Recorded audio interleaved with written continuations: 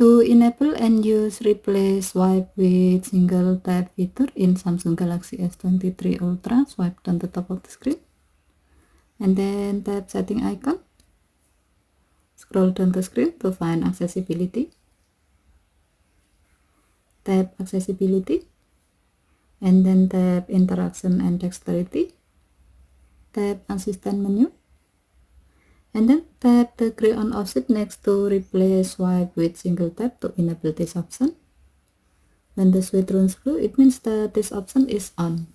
When this option is on, now you can easily respond to alarms, alert, and incoming calls by tapping the available button instead of swiping the button. Okay, thank you for watching. Have a nice day.